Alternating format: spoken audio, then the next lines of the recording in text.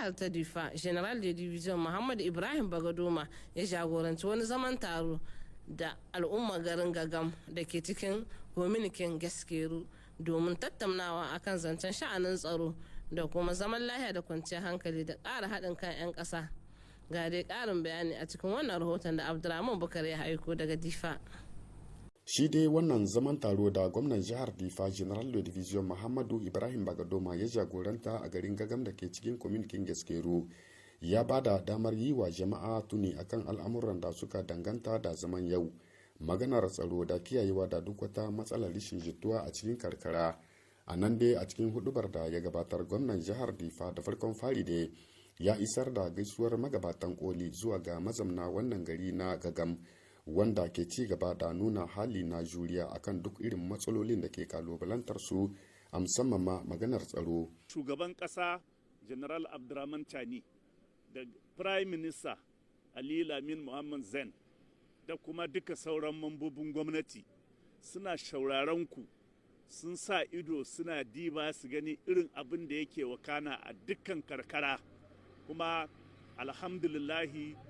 sun ce suna da labarin duk ƙoƙarin da kuke yi. Sun mana saƙo in mun zo mu jinjina muku, mu gode muku,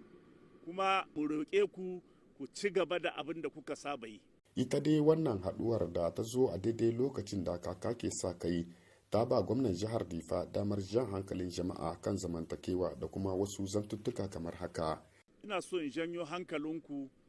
wajen irin wannan saɓani da yake samuwa tsakanin makiyaya da manoma, a kiyaye dokar ƙasa don a zauna lahiya. Su makiyaya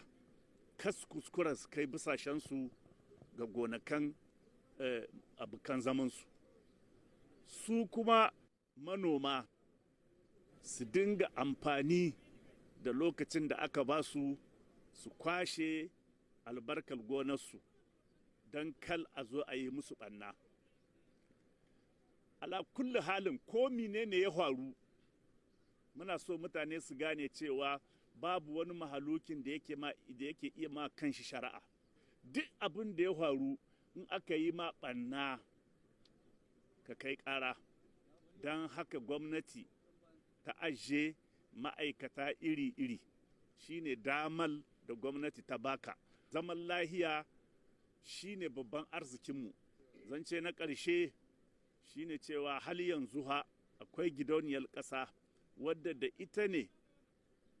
kuɗin da ake zubawa a ciki ake amfani da shi,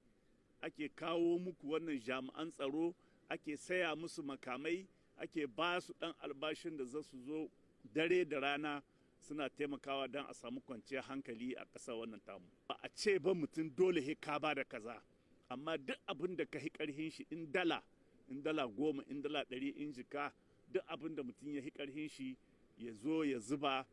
Allah zai saka mishi da alheri. To bayan wannan kuma jami'an tsaro sai an taimaka musu